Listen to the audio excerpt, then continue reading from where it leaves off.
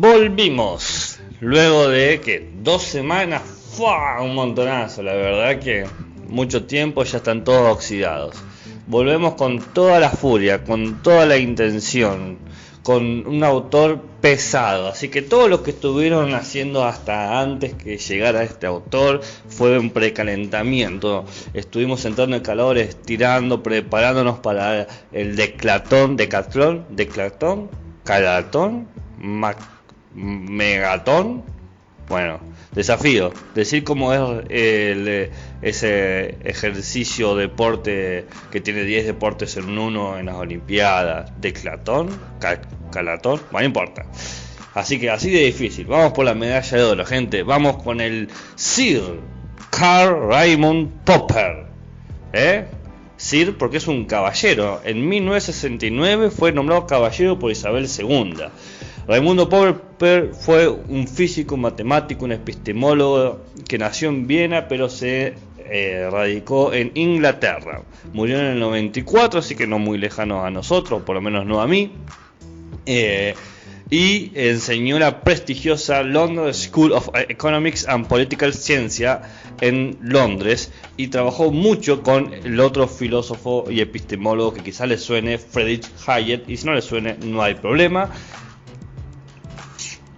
Lo que podemos decir era que una persona de alta alcurnia o aristócrata, así como los hay. Pero, ¿por qué traemos a Popper? Bueno, hay que volver un poquito para atrás. Volvemos al gallo positivista. ¿Recuerdan que teníamos a Augusto Comte, que había preparado o propuesto una forma de entender el mundo que es el positivismo, donde hablaba de que el resultado de la investigación humana es la verdad, y esa verdad se entiende en términos científicos, ¿no? ¿Recuerdan ese Comte loco que entendió y propuso una manera de comprender al mundo que era la ciencia? La ciencia es la forma más correcta de conocer al mundo porque te da un conocimiento objetivo, porque es neutral y porque garantiza el progreso humano, ¿no? Bueno, entonces ese es el gallo positivista, la idea de que despertamos de la historia humana, de los mitos y la religión con el canto de las ciencias. Pero recordemos que Nietzsche critica toda esta cuestión del gallo positivista y como que quedó ahí, como una linda promesa, y la ciencia quedó no neutral, sino bastante teñida de intenciones y, ¿cómo se diría? Y prejuicios. Pero, siempre hay un pero, vuelve el gallo renovado, digievolucionado, cambiado, modificado, el gallo 3.0, el gallo neopositivista, porque luego de aprender todo lo que les pasó a los positivistas, siguen con lo que serían los neopositivistas, que tratan de actualizar o renovar la propuesta del positivismo de Comte. Los neopositivistas toman la idea de Comte de que la ciencia es objetiva, que la ciencia es neutral, que la ciencia es progresiva, pero lo hacen en el momento en que la ciencia de por sí ha generado un gran cambio, porque ellos empiezan a pensar los impactos de la ciencia cuando aparece la física relativista y la física cuántica. Quiere decir que cuando en medio de una revolución científica, la última revolución científica de la que tenemos referencia, es decir, hace casi 100 años, para que se den una idea de hace cuánto hubo una revolución científica, estos tipos empiezan a pensar diciendo, bueno, quizá la ciencia tiene algo interesante, algo que es mucho más que un simple prejuicio, una simple un simple mito, una simple intencionalidad o intenciones ocultas, sino que la ciencia puede ganar alguna neutralidad o algún aspecto neutral. Bueno, el grupo de gente que participan es enorme. Tenés Carnap, Neumann, Weissman, Gödel, Eiler, Hempel. El fundador es Schick, que lo matan en el inicio de la Segunda Guerra Mundial. Era un judío y lo matan en Viena, y por eso el Círculo de Viena se llama, porque fue fundado en Viena, o sorpresa, se escapa a Estados Unidos, Inglaterra, ¿no? Escapan todas estas personas por los desastres de la guerra. Pero bueno, no de la Segunda Guerra, pero no nos interesa ese tema aquí, sino que nos interesa el tema de qué características tenía este neopositivismo, este gallo 3.0. En principio, bueno, yo ya dije, hereda directamente el pensamiento de Comte de que la ciencia es objetiva, es neutral y es progresiva.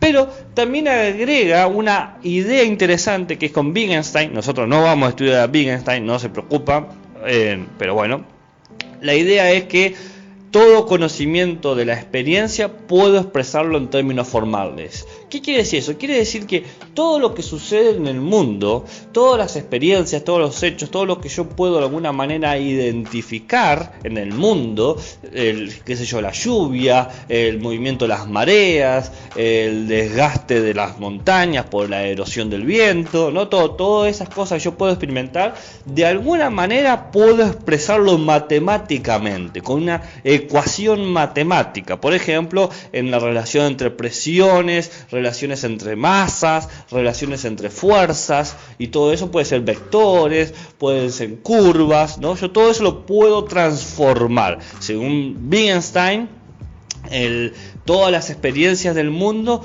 pueden expresarse formalmente, lo cual eso da una gran fuerza a la ciencia, porque dice, todo lo que yo veo en el mundo, de alguna manera lo puedo traducir a las matemáticas, y si lo puedo traducir a las matemáticas puedo ser más exacto, puedo ser más preciso. Ya no es una cuestión de prejuicios o de intenciones, sino que hay un elemento neutral u objetivo, por lo menos, porque las matemáticas no son ni para bien ni para mal. Bien, entonces el neopositivismo encuentra, digamos, una brecha, una fisura para salvar a la ciencia de los prejuicios, y es el tema de que toda la experiencia puede expresarse en términos formales, esto es, lógicos matemáticos. Para sustentar esta idea hay dos tesis o dos postulados.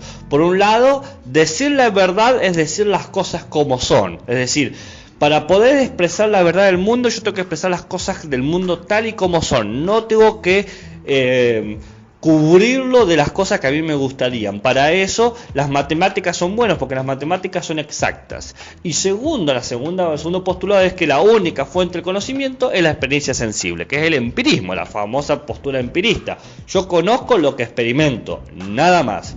Entonces, para que quede claro, tenemos como dos positivismos: el positivismo del siglo XVIII de Comte y el neopositivismo del siglo XIX, donde tenemos a Carnap, Maneura, Weismann, todos estos grupos, gente, ¿no?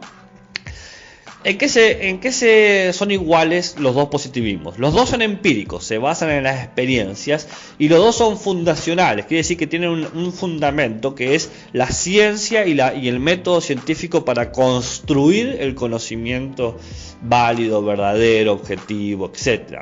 ¿En qué se diferencian? Bueno, el positivismo del siglo XVIII creía que había un orden natural, es decir, que todos estaban en el lugar en que debían estar, y que ese orden natural también tenía un orden social, lo cual empaña bastante las cosas, porque de alguna manera el orden natural y el orden social se coincidía con cómo funcionaba la sociedad actual. Por ejemplo, el hombre superior, la mujer inferior, qué sé yo.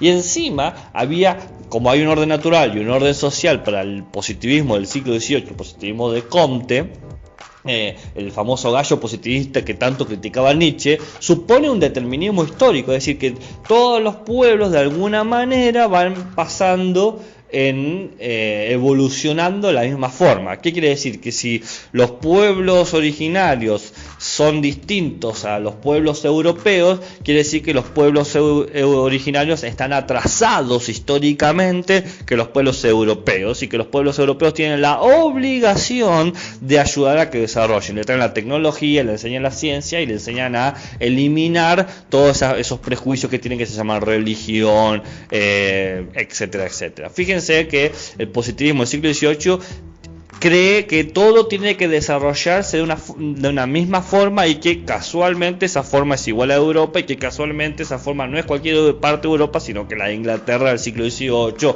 industrial y un largo etcétera. Bueno, qué sé yo. Comte igual era francés, pero la imagen que queda o que se presenta es esta. Entonces, todo eso se criticó fuertemente y esto es sumamente prejuicioso. ¿Por qué decir que tu sociedad es mejor que otras sociedades? Entonces el neopositivismo se queda con lo más copado, lo más genial del positivismo, que es el empirismo y la cuestión de que las ciencias son el fundamento. Pero mejoran eso y eliminan todos estos prejuicios y dicen no, acá hay tres principios. Primero hay un principio de unificación, que la ciencia es un proyecto científico. ¿Qué quiere decir esto? Que la química, que la física, que las matemáticas, todos trabajan en equipo, todos trabajan en conjunto para generar una única imagen de las ciencias. Segundo, hay un principio de probabilidad. El conocimiento científico nunca es 100% exacto, absoluto. Es estadístico porque se basa en probabilidades, se basa en que veo este cine blanco, veo este cine blanco, veo este cine blanco, tengo que decir forzosamente que la mayoría de los cines son blancos. Ojo, no puedo decir todos los cines son blancos, porque si digo todos los cines son blancos, me aparece un cine negro y bajón, porque ya se me rompe el dicho, como bien lo vimos con Bacon, con Nietzsche, etcétera. Y segundo, hay una idea del significado, de qué es lo que tiene sentido. Para los neopositivistas, lo que tiene sentido, lo que se puede llegar a decir, lo que la gente tiene que comprender es los enunciados que tienen que referir a la experiencia o que pueden de alguna manera construirse en un lenguaje lógico y matemático. ¿Qué están diciendo estos tipos? Están diciendo que yo entiendo que 1 más 1 es igual a 2, eso se entiende. Y también entiendo que este cine es blanco. Ese tipo de oraciones las entendemos y todo el mundo la puede comprender y todo el mundo puede probar. Yo puedo hacer una ecuación y decir, a ver, 1 más 1 igual, sí, 2. Perfecto, lo he probado. Y también puedo ver si este cine es blanco o no lo es blanco. Bien, yo lo puedo ver.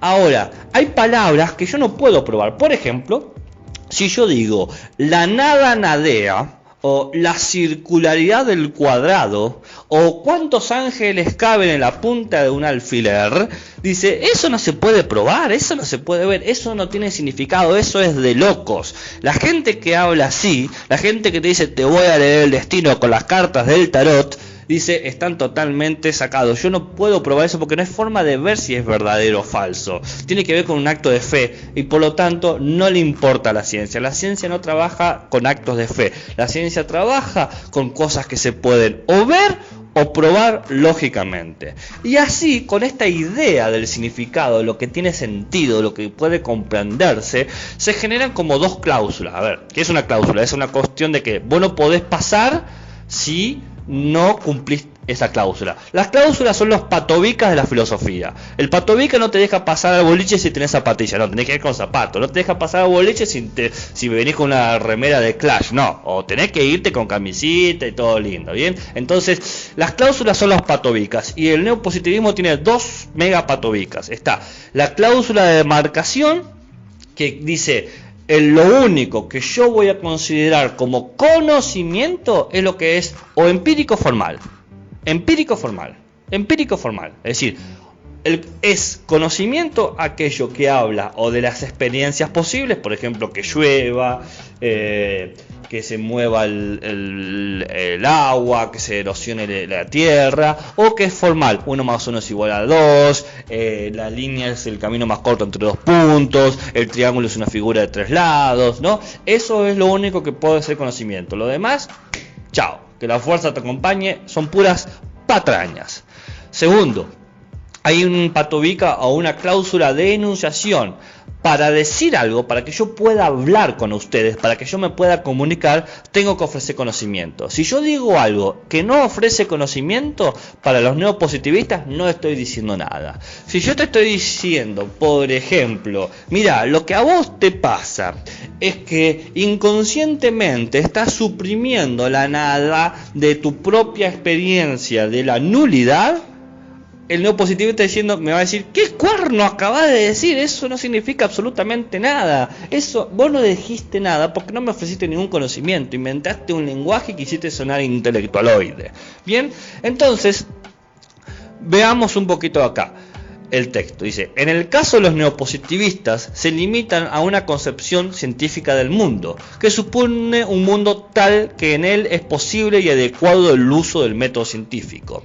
En el caso de Comte, su peculiar filosofía de la historia es la piedra angular que hace de su sistema una verdadera metafísica de la humanidad, cuyas consecuencias se plasman en su concepción del conocimiento, en su idea del mundo. Ahí están las dos grandes diferencias entre el positivismo y el neopositivismo. Los neopositivistas ven al mundo, hablan del mundo, respiran el mundo, interactúan en el mundo siempre que el método científico pasó como filtro. ¿Bien? El método científico es todo lo que va a admitir como válido. Si no hay método científico, chao, ¿qué tal? Comte no, el Comte habla de una idea de la historia. Vos tenés que ser progresivo, tenés que tener ciertas creencias, tenés que tener ciertas formas de vivir, ciertos modales que son claramente europeos. ¿Bien? Perfecto, genial. Y ahora me dirán, ¿y para qué cuerno me está hablando todo esto si usted me iba a hablar de Popper? Se olvidó. Bueno, porque, oh sorpresa, así como criticaron al positivismo, también van a criticar al neopositivismo. Pero Popper no critica el neopositivismo por el hecho de ser prejuicioso. Él no cree que sea el neopositivismo prejuicioso. Él cree que el método con el que se están basando es totalmente inadecuado. No sirve. Porque él dice: el neopositivismo se basa en el método inductivo, es decir, de casos particulares se conoce lo general. A ver, inductivos viene de in, que es adentro, y ducere, que es guiar, es decir, guiar hacia adentro. A su vez, el método inductivo tiene un problema para Popper, que es el hecho de que realmente no sirve para producir conocimiento. A ver, volvamos a la crítica de los cisnes son blancos. Dice Popper: vos te querés salvar con el término estadístico de que la mayoría de los cisnes son blancos. Pero dice Popper: ¿cuándo vos podés decir que has visto la mayoría de los individuos?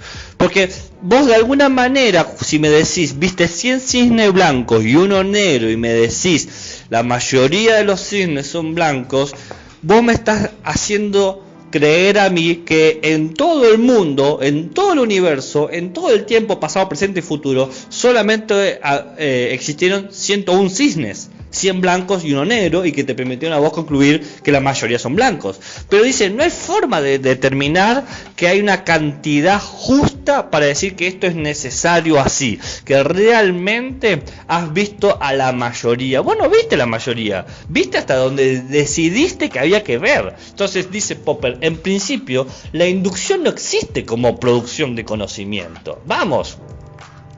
A su vez, si vos usás a la inducción como una forma de eliminación, bien, para eliminar las cosas que nos sirven.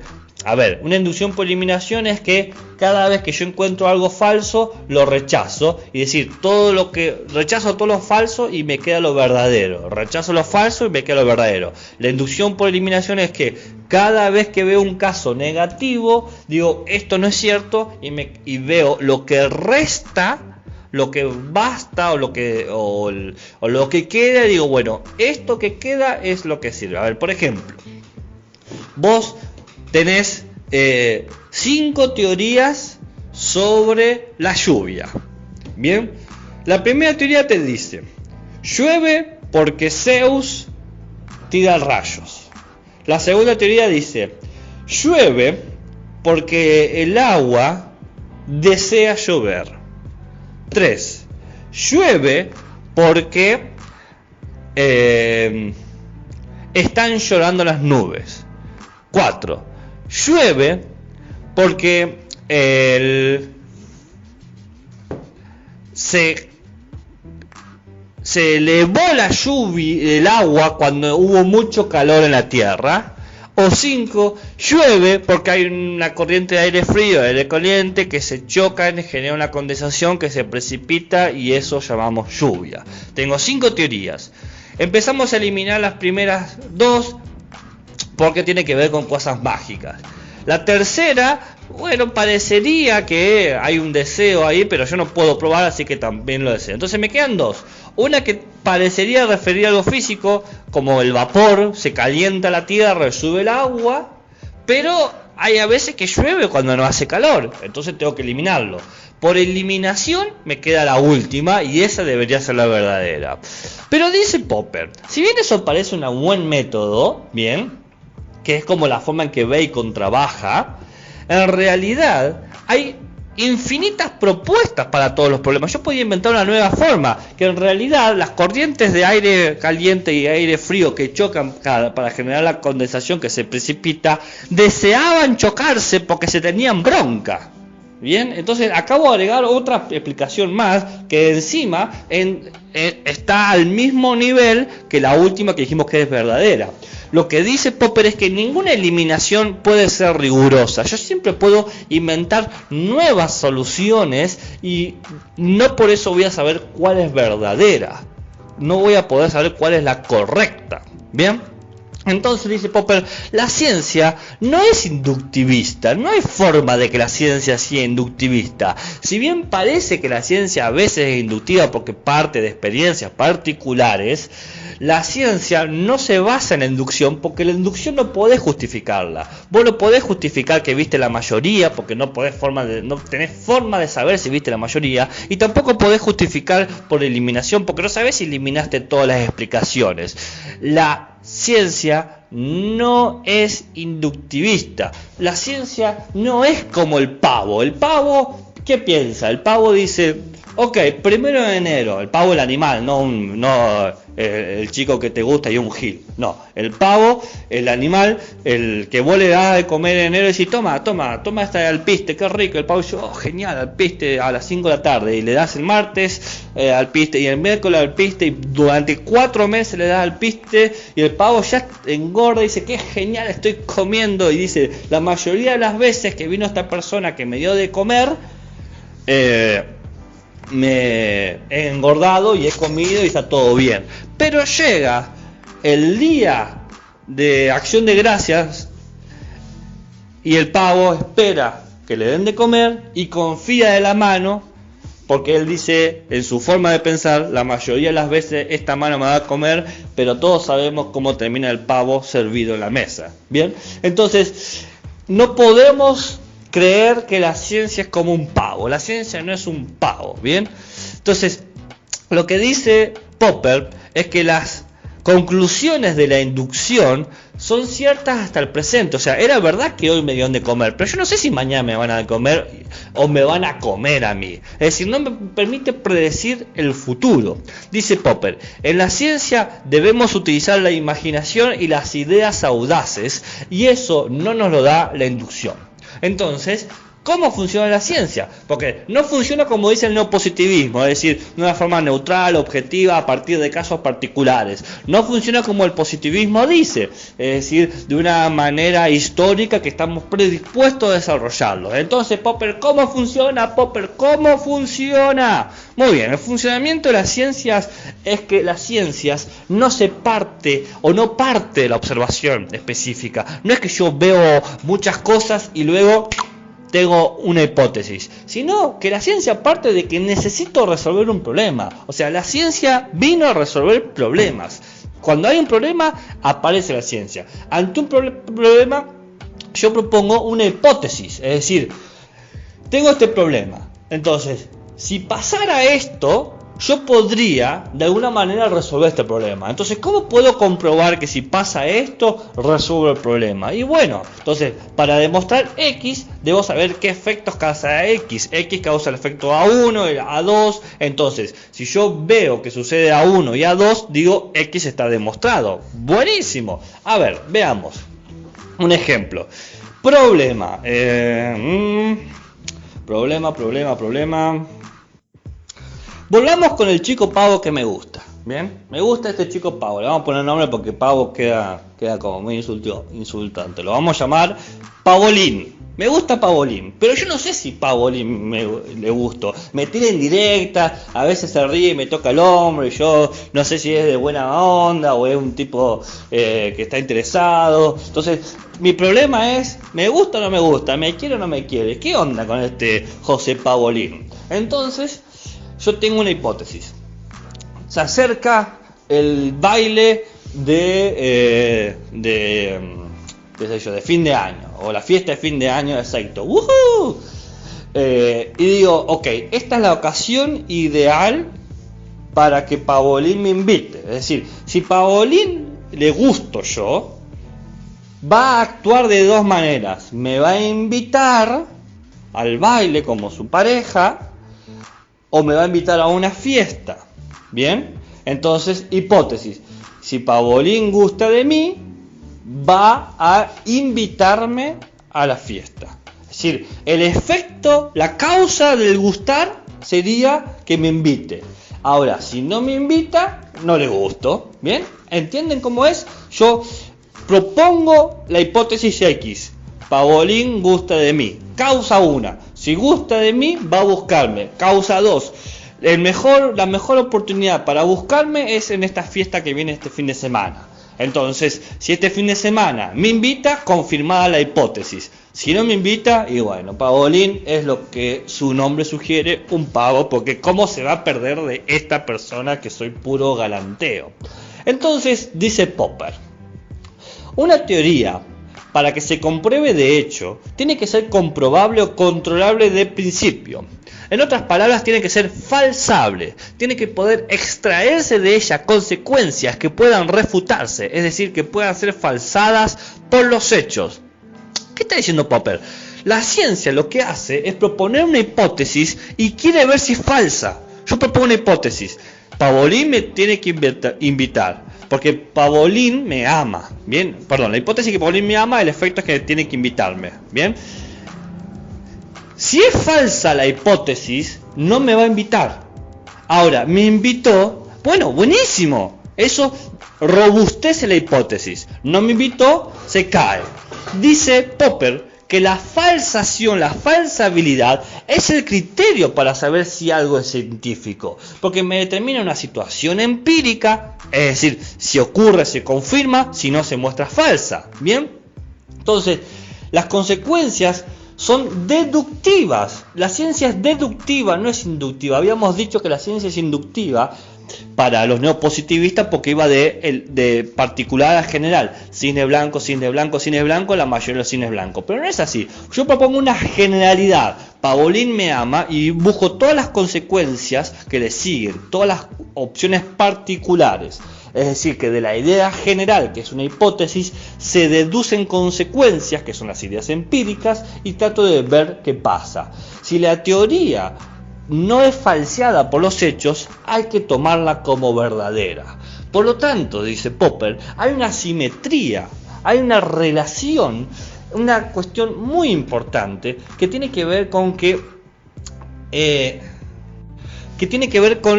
con el hecho de que los hechos que de alguna manera y entre comillas confirman a la teoría me permite a mí mantenerla. Bien, dice Popper, hasta que no aparezca nada que falsee mi teoría, tengo que tomarla como verdadera. Entre paréntesis o pie o nota al pie. No es que es verdadera. Voy a aceptar que es verdadera hasta que algo la falsee. Quizás sea verdadera. Meterle que me invitó este fin de semana, buenísimo, Pavolín me ama, o tomo como verdadera la hipótesis, pero luego el otro fin de semana no me dice nada, entonces, oh sorpresa, tengo que falsear la hipótesis, o sea, lo tomo verdadero hasta que nada lo niegue. Cuando hay una cosa que lo niega, chao, hipótesis, no sirvió, bien, entonces lo que hay en realidad es una historia de supervivencia de la hipótesis. Este fin de semana me invitó, el otro fin de semana me invitó, después me dice que me quiere, después me da un beso, después me invita al cine, ¿no? Y todo eso va fortaleciendo la hipótesis de que le gusto, o de que me ama, ¿bien? Y todo eso, pero meterle que después me engaña, ¡pum! Se rompió la hipótesis, se falseó, ¿bien? Entonces, hay una historia que se mantiene en la hipótesis, o quizás llega este Pavolín que conocí en el secundario, vive conmigo hasta que tenemos 102 años y nos morimos juntos y vivimos más felices que nadie en todo el mundo. Entonces, la hipótesis ha sido sumamente confirmada con el tiempo.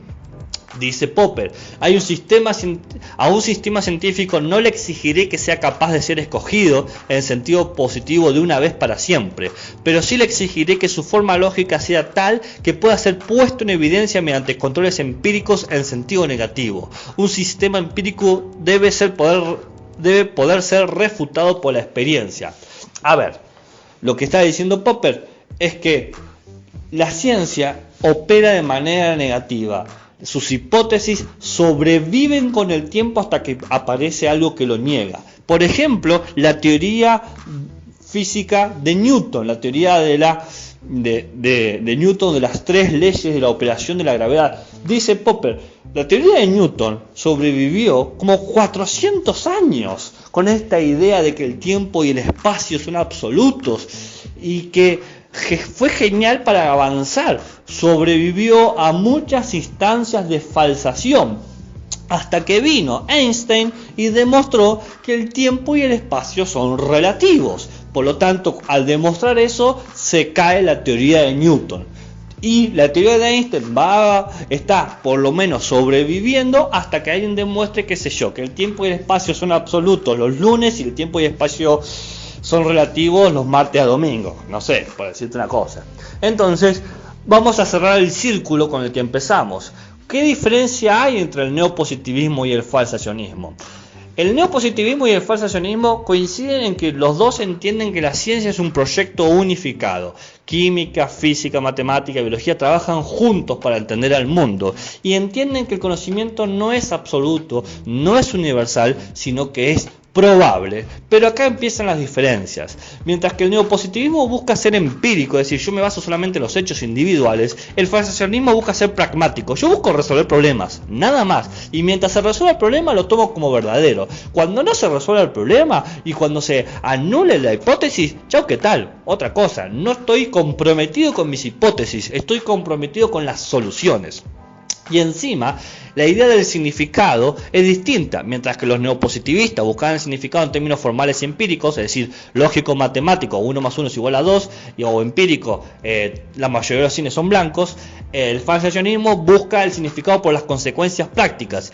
Me sirve mantener la hipótesis de que Paulín me ama porque me sigue invitando, sigue teniendo relaciones, etcétera, etcétera, etcétera. El día que deje de suceder eso, chao, las consecuencias, no es práctico, chao. Entonces tenemos dos tipos de patobicas distintos. El neopositivista tenía los patobicas de la demarcación, solamente tiene conocimiento, lo que es formal y empírico, y el patobica del enunciado, la única cosa que voy a permitir que me digas es lo que tenga conocimiento, es decir, de vuelta, formal y empírico, mientras que el falsacionismo tiene otros dos patobicas, el de la experiencia y el del éxito. El de la experiencia dice, para hacer conocimiento tengo que poder prevenir hechos. O sea, el conocimiento es lo que predice. Yo ya sabía que Paulí estaba enamorado y yo ya sabía que me iba a invitar porque me invitó, ¿ves? Eso es un conocimiento.